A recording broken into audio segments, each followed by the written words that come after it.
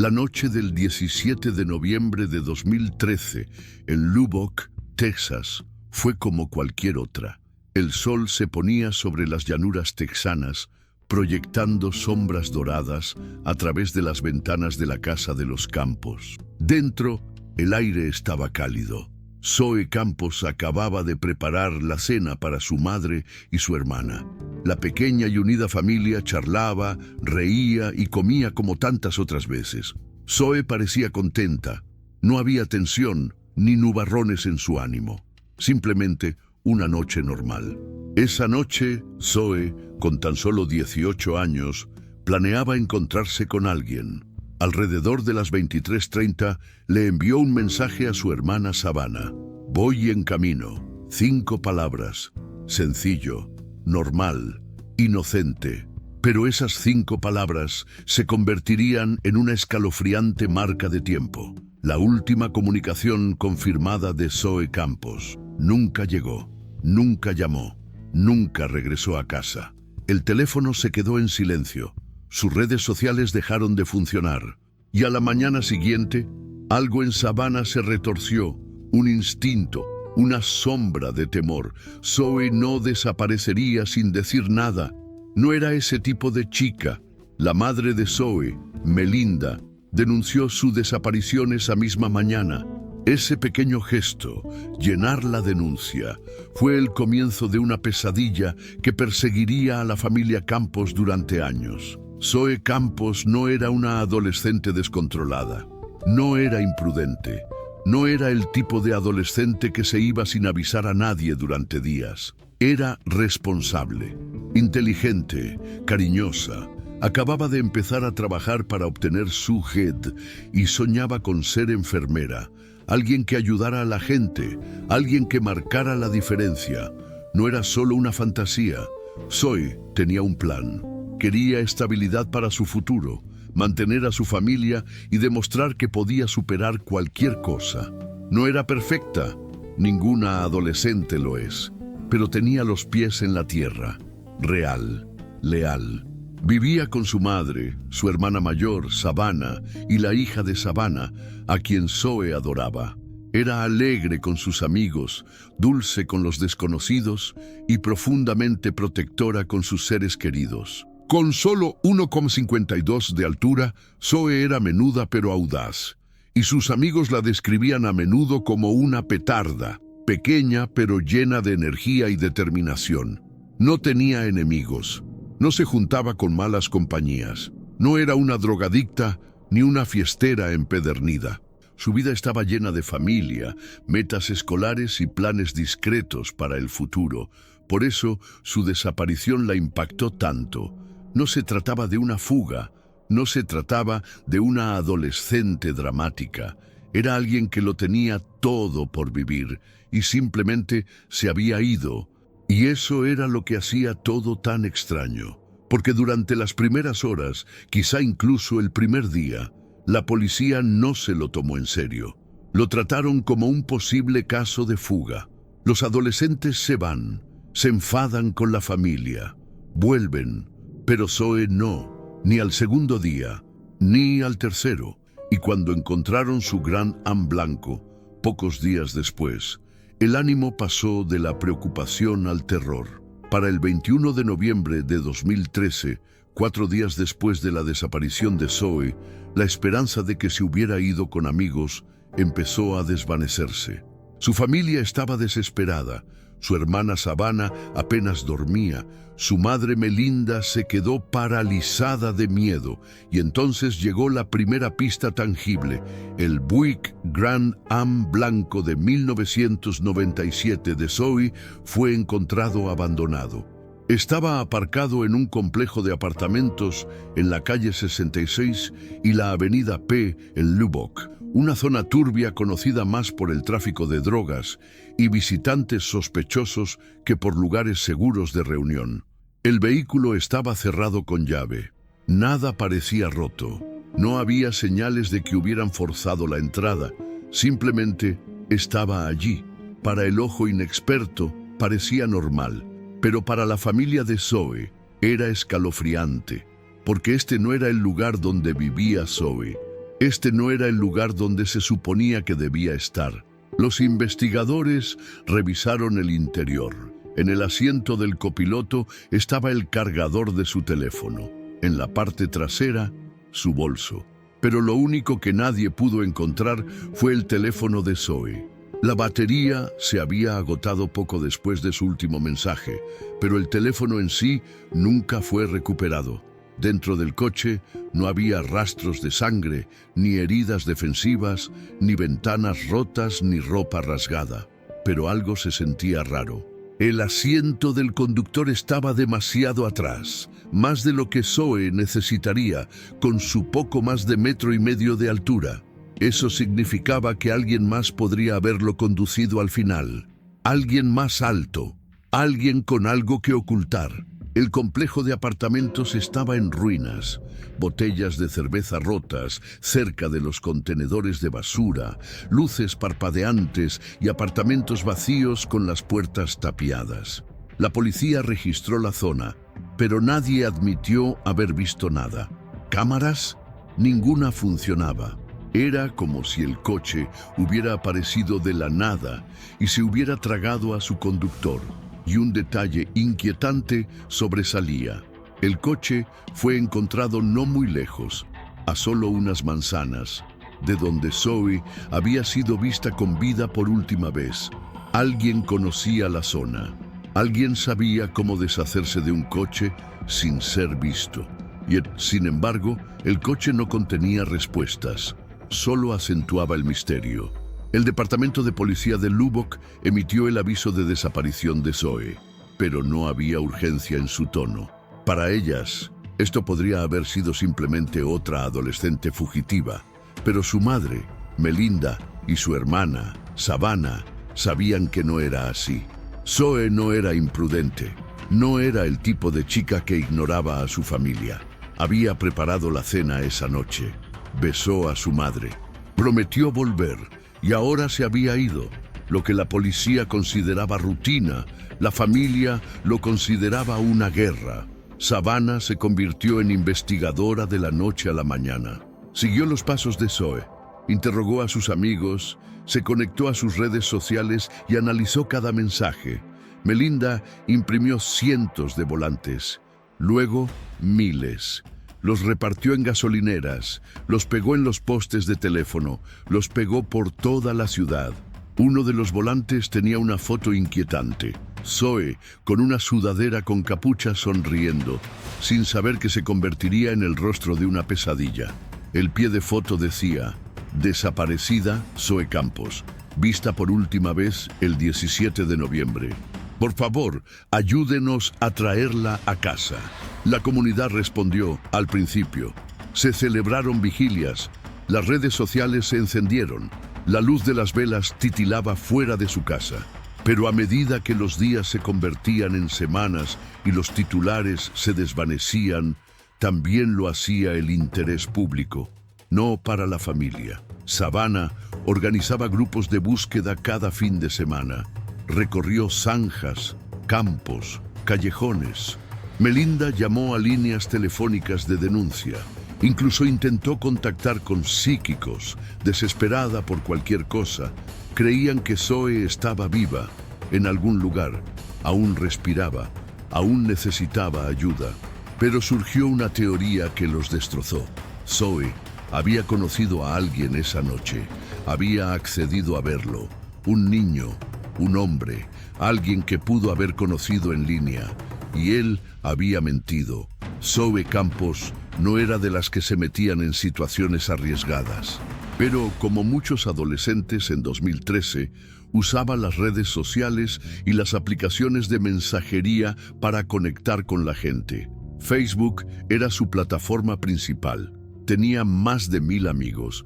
La mayoría eran nombres conocidos, amigos de la escuela, primos, vecinos, pero había algunas caras desconocidas. Ahí es donde la policía cree que Carlos Rodríguez entró en su vida.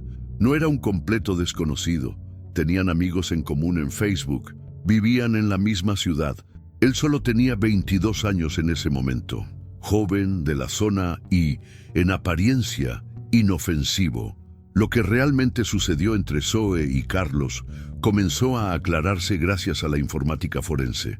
Los investigadores confirmaron más tarde que habían estado chateando en los días previos a su desaparición. El tono de los mensajes no era amenazante, simplemente informal, amistoso. Zoe le dijo a su familia que iba a encontrarse con alguien esa noche.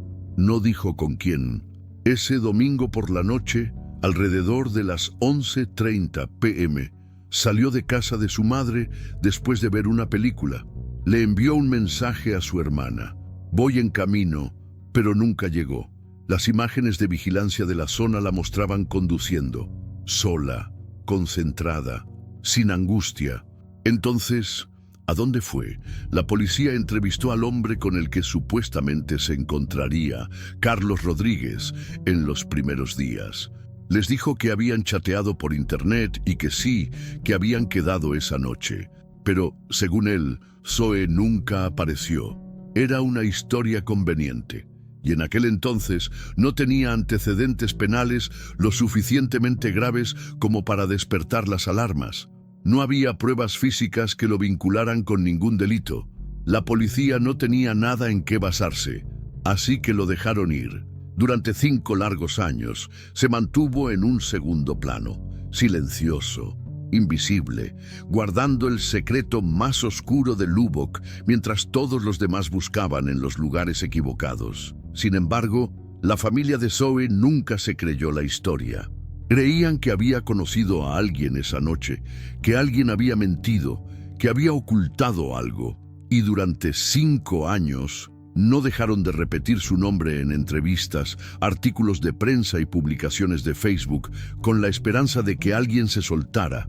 Nadie llegó a sospechar que el hombre que buscaban ya había sido interrogado y seguía libre. Los meses posteriores a la desaparición de Zoe estuvieron marcados por el caos y la frustración. El departamento de policía de Lubbock recibía pista tras pista, pero nada sólido. Un vidente local se ofreció a ayudar. Voluntarios formaron grupos de búsqueda, peinando campos, obras y arroyos. La gente afirmaba haber visto a Zoe en Amarillo, en Nuevo México, incluso en Dallas. Todas las pistas eran un callejón sin salida. El gran Am Blanco, encontrado 4 días después en el aparcamiento de un apartamento, era la única pista física. Dentro estaban el bolso de Zoe, su cargador y algunos objetos personales. Lo que más faltaba, su teléfono y las llaves del coche. El asiento del conductor estaba muy adelantado, lo cual era extraño. Zoe era alta y no habría conducido así. Parecía una puesta en escena, fuera de lugar, casi como si alguien más hubiera aparcado el coche allí y luego se hubiera marchado. La policía revisó las grabaciones de seguridad del complejo de apartamentos. Eran borrosas y de mala calidad. No había imágenes claras de quién había bajado del coche. No se veía a Zoe. Quienquiera que lo hubiera dejado, lo había hecho con rapidez y cuidado. Los detectives también revisaron los registros telefónicos de Zoe. Su último mensaje fue para su hermana. Después de eso, nada. Ninguna llamada. Ningún otro ping. Su teléfono había sido apagado o destruido inmediatamente después de su desaparición. Pero el golpe más duro llegó cuando las fuerzas del orden cambiaron sutilmente su postura. Dejaron de llamarlo un caso de personas desaparecidas. Empezaron a llamarlo posible homicidio. Fue entonces cuando la familia de Zoe se dio cuenta de que ya no la buscaban con vida. Sin embargo, la policía parecía estancada. Ningún arresto, ninguna respuesta. Y curiosamente, Carlos Rodríguez ya había sido interrogado y luego olvidado. Para todos los demás, el caso de Zoe se enfriaba cada día más. Para su madre y su hermana era un infierno. No podían dormir. Conducían por callejones oscuros de noche, convencidos de que podría estar por ahí. Hicieron sus propios folletos, publicaron actualizaciones y pidieron ayuda a la comunidad. Y entonces llegó el momento que más tarde los atormentaría. La sobrina de Zoe, Aún muy pequeña, una vez le preguntó a su madre, ¿por qué no podemos ir al cielo y traerla de vuelta? No había palabras para eso, solo silencio y una oración para que algún día alguien lo rompiera. Comenzó, como suele ocurrir, con un susurro. En la primavera de 2018, casi 5 años después de la desaparición de Zoe, alguien entró en el departamento de policía de Lubbock con una historia tan oscura, tan específica, que no podía ignorarse. No era la pista de un vidente. No era un vago informe de «creo que la vi». Era real, era detallado y aterrador. El hombre que habló con la policía dijo que había hablado recientemente con Carlos Eduardo Rodríguez, un hombre que había figurado en la lista policial en 2013, pero nunca fue acusado. Según este testigo, Carlos había admitido algo impactante durante una conversación privada. «La maté. Está enterrada en el patio trasero». La policía, atónita pero cautelosa, actuó con rapidez. Sabían que esto no podía filtrarse. La familia de Zoe ni siquiera lo sabía todavía.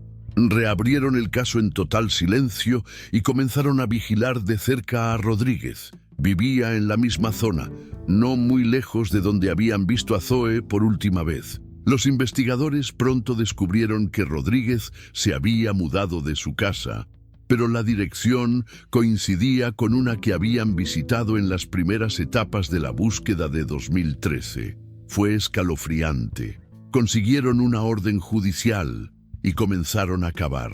El patio trasero era un desastre de césped crecido, muebles rotos y parches de hormigón viejo. Una losa sobresalía, más limpia, más reciente, ligeramente elevada. La policía trajo especialistas forenses, perros rastreadores de cadáveres y un georradar. Lo que encontraron debajo impactó incluso a los investigadores más experimentados. Envuelto en tela deteriorada, huesos curvados de forma antinatural, una mandíbula con aparatos ortopédicos aún intacta. Zoe Campos había estado allí todo el tiempo, justo bajo sus pies. Mientras su familia suplicaba respuestas, mientras la gente compartía su foto en línea, mientras Carlos Rodríguez vivía su vida sin decir nada, ella estaba enterrada bajo la losa de su patio trasero. Rodríguez fue arrestado casi de inmediato, pero ese no fue el final. Cuando la policía lo confrontó con las pruebas, Rodríguez no las negó. De hecho, se quebró, y lo que confesó atormentaría a Lubbock para siempre. Carlos Rodríguez se sentó frente a los detectives en una fría sala de interrogatorios, sin abogado, sin evasivas, solo silencio. Entonces comenzó a hablar. Su voz era baja, hueca, distante, como si estuviera describiendo una pesadilla o una película que vio una vez. No lloró, no se inmutó. Ella vino a mi casa esa noche, dijo. Él y Zoe se habían conectado por Facebook. Él tenía 22 años, ella 18. La invitó a fumar marihuana y pasar el rato. Se suponía que sería una experiencia tranquila. Zoe, confiada, curiosa y sin sospechar ningún peligro, accedió. ¿Qué pasó después? Rodríguez dijo que hubo una discusión, algo sobre que ella quería irse. Tal vez dijo algo que lo hizo estallar, tal vez se resistió. Afirmó que la mató accidentalmente, pero su historia tenía lagunas. Los investigadores pidieron detalles. ¿La golpeó? ¿La estranguló? ¿Lo planeó? Rodríguez no quiso decir nada. Dio lo justo para implicarse, pero no lo suficiente para revelar todo el horror. Para los detectives estaba claro que no fue un accidente. Rodríguez había planeado el encubrimiento. Admitió que, tras matarla, entró en pánico. Mantuvo su cuerpo escondido en la casa durante la noche. Luego, al amparo de la oscuridad, cavó una tumba poco profunda en su patio trasero, depositó el cuerpo de la víctima y vertió hormigón sobre el lugar. Para despistar a la gente, condujo su Gran Am blanco y lo abandonó en el estacionamiento de un complejo de apartamentos a pocos kilómetros de distancia. Incluso cerró las puertas con llave y se llevó las llaves y el teléfono. Quería que pareciera que había desaparecido. Durante 5 años funcionó. Nunca confesó. Nunca cometió un desliz. Vivió como si nada hubiera pasado. Hasta que, por razones que solo él conoce, se lo contó a alguien. Algunos creen que fue culpa. Otros piensan que temía ser atrapado e intentó controlar la narrativa primero. Tal vez el peso de la mentira se volvió demasiado, o tal vez simplemente se cansó de esconder un cuerpo en la tierra. La policía nunca obtuvo todas las respuestas. Rodríguez se negó a dar más detalles sobre el motivo, el método o la emoción. No parecía arrepentido. No preguntó por la familia de Zoe, pero lo que sí admitió fue suficiente. La asesinó, la enterró, mintió durante 5 años. La madre de Zoe, Melinda, cuando le dieron la noticia, se derrumbó. Su peor temor se confirmó. Zoe había estado desaparecida todo el tiempo. No perdida, no traficada, no escondida, solo enterrada bajo cemento, en el jardín del asesino. Cuando más tarde le preguntaron qué sintió al recibir la llamada, Savannah, la hermana que había esperado junto al teléfono durante 5 largos años, dijo: «Es el alivio que odias, porque por fin lo sabes». Pero no es la respuesta que siempre quisiste. La confesión cayó como un rayo. Carlos Eduardo Rodríguez, tranquilo, modesto y con trabajos comunes en Lubbock, escondía un secreto monstruoso. Durante casi 5 años, caminó entre la gente, sonriendo, comprando comida, asistiendo a reuniones, mientras el cuerpo de Zoe Campos yacía enterrado a pocos metros de la casa donde vivió. Después de que la policía lo confrontara con las pruebas y el testimonio de la persona en quien había confiado, Rodríguez se desmoronó. Lo que describió fue escalofriante. La noche del 17 de noviembre de 2013, Zoe efectivamente había llegado a su casa en la calle 70. Ambos llevaban días intercambiando mensajes. Rodríguez afirmó que todo fue consensuado, que Zoe había accedido a ir. Pero en algún momento de esa noche, algo cambió. Según su relato, discutieron. La tensión aumentó.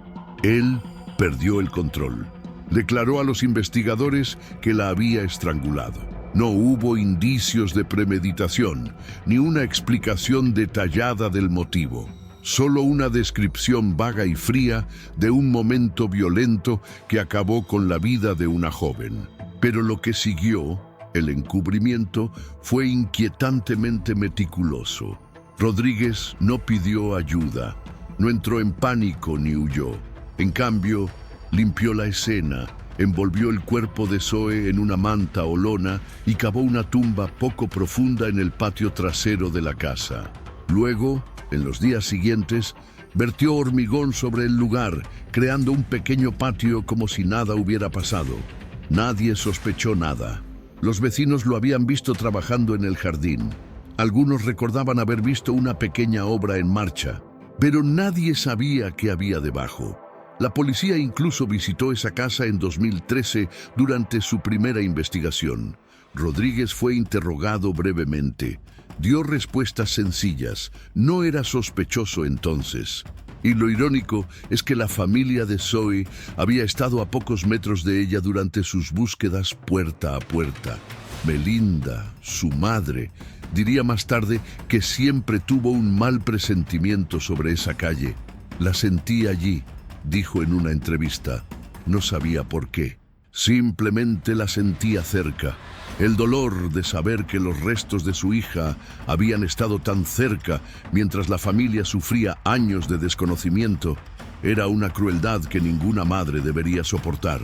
Y sin embargo, Carlos Rodríguez caminaba libremente hasta que la culpa o la paranoia lo hicieron confesar. La policía trajo perros rastreadores de cadáveres. Excavaron el patio trasero. Lo que encontraron lo confirmó todo. Restos óseos. Zoe Campos finalmente había sido encontrada, 5 años demasiado tarde. Tras el descubrimiento, la comunidad esperaba un juicio dramático, un tribunal televisado, testimonios emotivos, Una oportunidad para que la familia de Zoe finalmente se enfrentara al hombre que había destruido sus vidas. Pero la justicia tomó un camino más discreto. Carlos Eduardo Rodríguez fue acusado de asesinato en primer grado. Se enfrentaba a la posibilidad de cadena perpetua o incluso a la pena de muerte. La fiscalía preparó pruebas. Los testigos estaban listos para declarar. La familia de Zoe se preparaba para meses de un proceso doloroso. Pero entonces, Rodríguez aceptó un acuerdo con la fiscalía.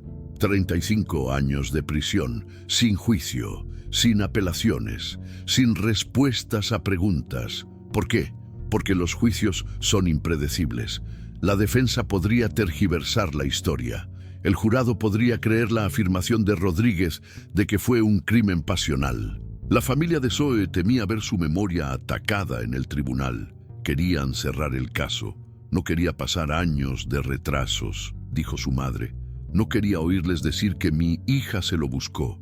Rodríguez no mostró ninguna emoción visible durante la sentencia, ninguna disculpa, ninguna explicación. Simplemente se puso de pie. Asintió cuando se le preguntó si entendía las condiciones y se lo llevaron esposado. La sala del tribunal quedó en silencio. La familia de Zoe lloró.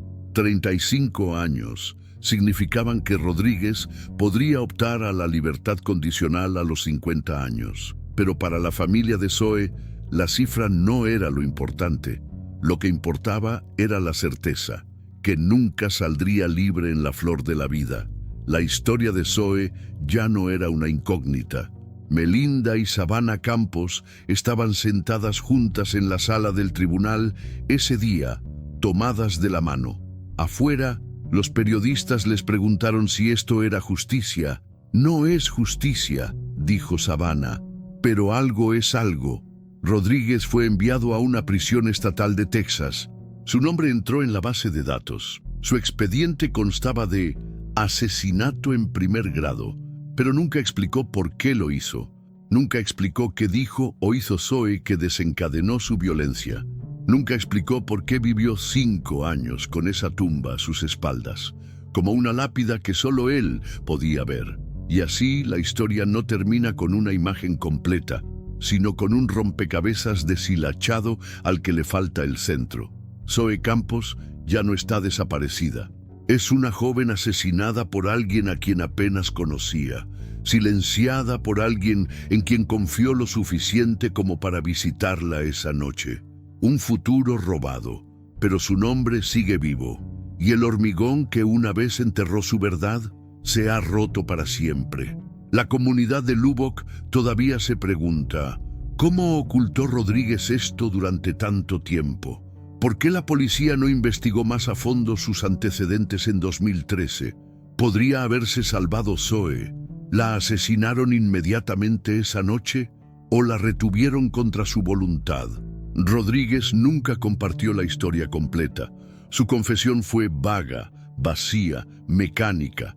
Se llevó la verdad consigo tras las rejas.